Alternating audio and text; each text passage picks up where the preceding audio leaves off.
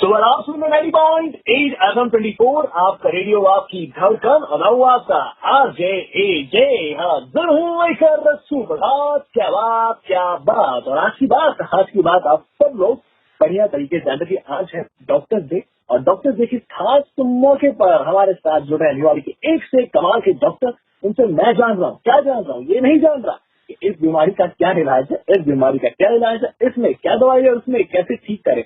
क्योंकि आज हम उनके बारे में कुछ खास बातें जान रहे हैं। तो इसी कड़ी में हमारे साथ अब जुड़ चुके हैं डॉक्टर राकेश सोनी जी। सर, आपका तहे दिल से स्वागत है 90.8 FM 24 की तरफ से।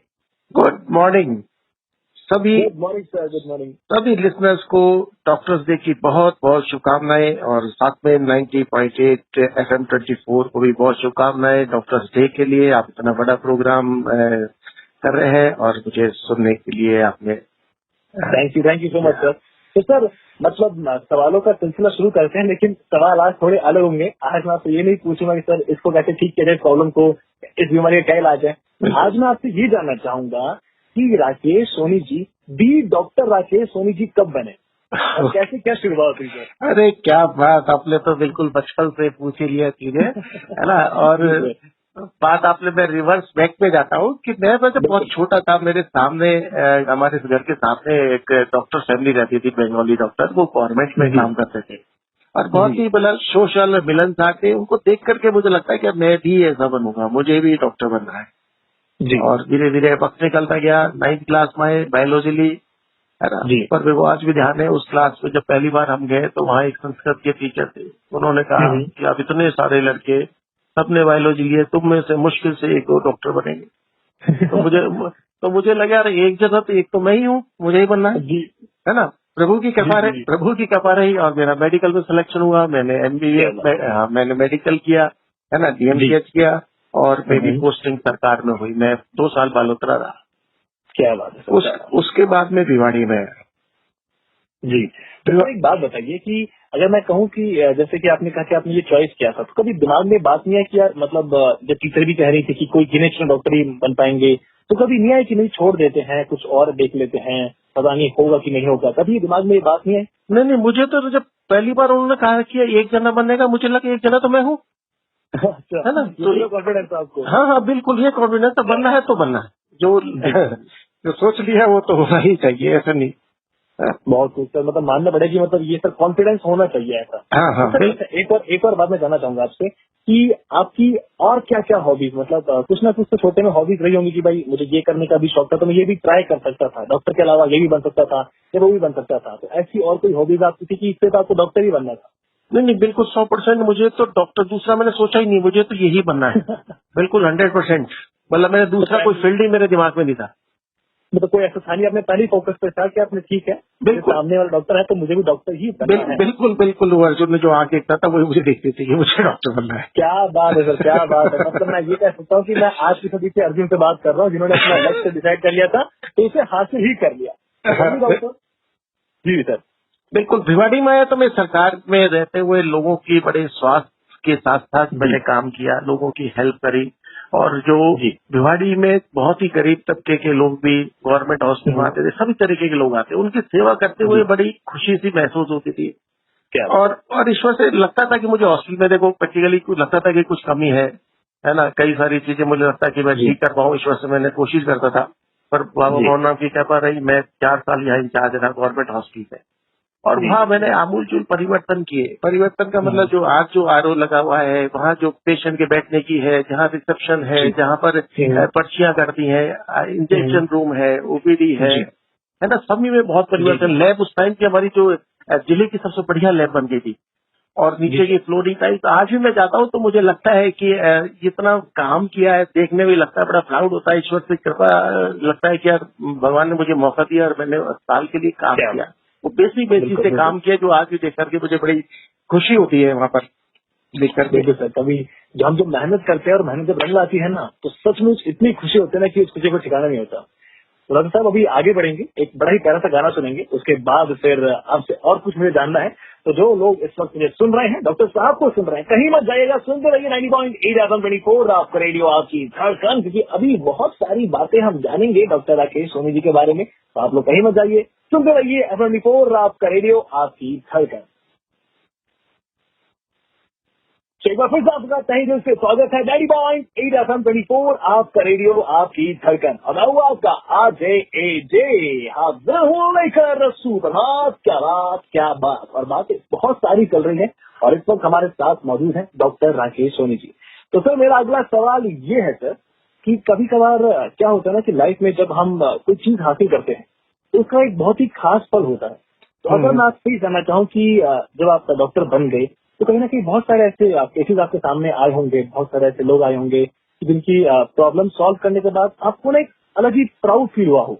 मतलब आपके लिए अभी तक जब तक डॉक्टर बने हैं तब तक कोई ऐसा प्राउड मूवमेंट जिसके बारे में आप सोचते हैं वो गर्व होता है कि हाँ ये मैंने इसीलिए मैं डॉक्टर बना था और मुझे बहुत गर्व है कि मैं डॉक्टर हूँ, ऐसा कोई पल सर? अरे पल तो मैं सोचता हूँ कि पूरे दिन भर पल रहता है। मैं गवर्नमेंट से व्यास लेकर के मैंने अपना हॉस्पिटल बनाया, सोनी हॉस्पिटल यूआईडीसी में। और जनरली मेरा मानना है कि जब कोई इंसान अगर तकलीफ में होता है ना तो उसको आठ पड़ोस नियर टीयर के अलावा उसको ये लगता है कि मेरे को कोई एक अच्छा डॉक्टर मिल जाए।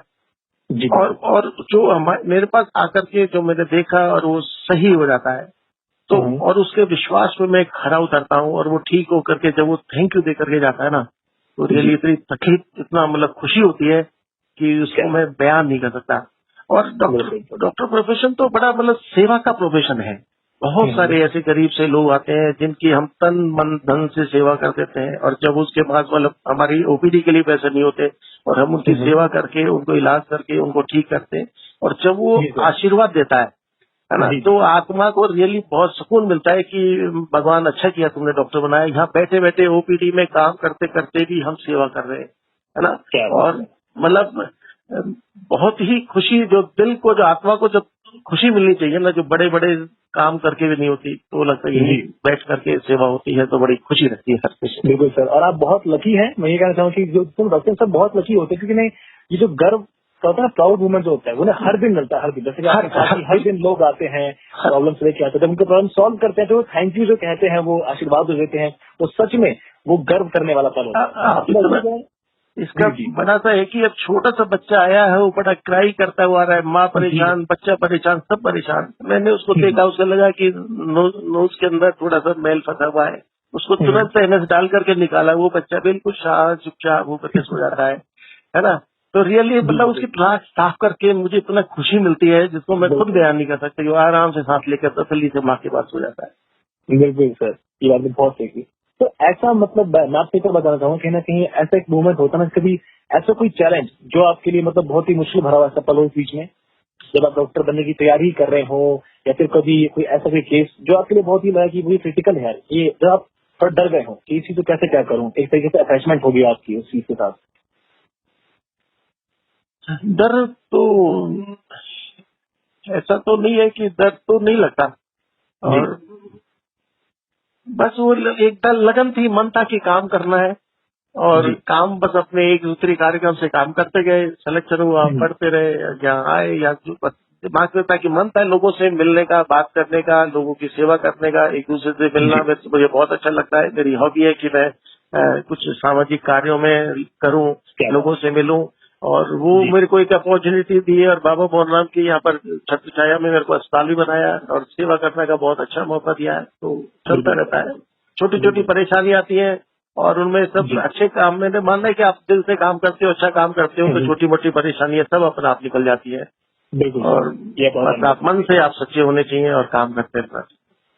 तो सर अब मेरा एक आखिरी सवाल, जो कि बड़ा इंटरेस्टिंग सवाल है मेरे लिए, और मुझे जान बताइए, ये पूछ के बड़ा ही मजा आता है। और सर सवाल ये कि मान लीजिए हम लोग एज्यूम करते हैं, क्योंकि मेरी जो शक्ति है ना, इस सोचने शक्ति बहुत ज्यादा तेज है, तो मैं ये एज्यूम कर रहा हूँ कि मेरे पास सोनपरी की छड़ी आ जाए या फिर अलादीन का चिराग आ जाए और डॉक्टर दे है, तो मैं कुछ आपको कुछ सरप्राइज देना चाहूँ, कुछ गिफ्ट देना चाहूँ, और गिफ्ट ये कि आपकी एक इच्छा मैं पूरी कर सकता हूँ। तो आप कौन सी इच्छा, कौन सी विषय मांगना चाहेंगे? सर मैं दिल से बताता हूँ, मुझे भिवाड़ी में एक बहुत बड़ा हॉस्पिटल, मतलब मेडिकल कॉलेज लेवल का हॉस्पिटल होना चाहिए भिवाड़ी के अंदर, जिसमें कि रात को इमरजेंसी में 2 बजे भी 3 बजे भी कोई हार्ट का पेशेंट या कोई भी जाए और सब भिवाड़ी सभी सुखी हो जाए और को पूरा सा ट्रीटमेंट मिले और किसी को गुड़गांव दिल्ली ये कहीं नहीं जाना पड़े। ये दिल से मेरी इच्छा है और मैं यहाँ ओपीडी में यहाँ बैठा हुआ दिल से बता रहा हूँ कि मुझे ऐसी इच्छा है और ऐसा हो जाए। सर मुझे लगता है मैंने एज्यूम किया था, लेकिन अब मुझे सचमुच आपकी जो इच्छा है ना ये पूरी करने के लिए कहीं ना कहीं से सोनपरी की छड़ी या फिर अलादीन का चिराग मुझे लाना पड़ेगा। बीमारी की बात है अपने जी बीमारी की किसी लोग को कोई तकलीफ नहीं हो और सब स्वस्थ रहे। बिल्कुल बिल्कुल सर, ये आपने बहुत सही बात की और वैसे मैं दिल से यही दुआ कर रहा हूँ कि जो आपकी इच्छा पूरी हो जाए। आप जो आपने कहा कि एक बड़ा कॉलेज वाल का जो हॉस्पिटल खोलना चाहते हैं वो ओपन होए, जो भी इमरजेंसी चाहे कोई भी टाइम इमरजेंसी है ट्रीटमेंट किया जाए। इवन बच्चे जो वहाँ पे स्टडी करना चाहते हैं उनको भी बहुत अच्छा रहे, बहुत फायदा है उनके लिए।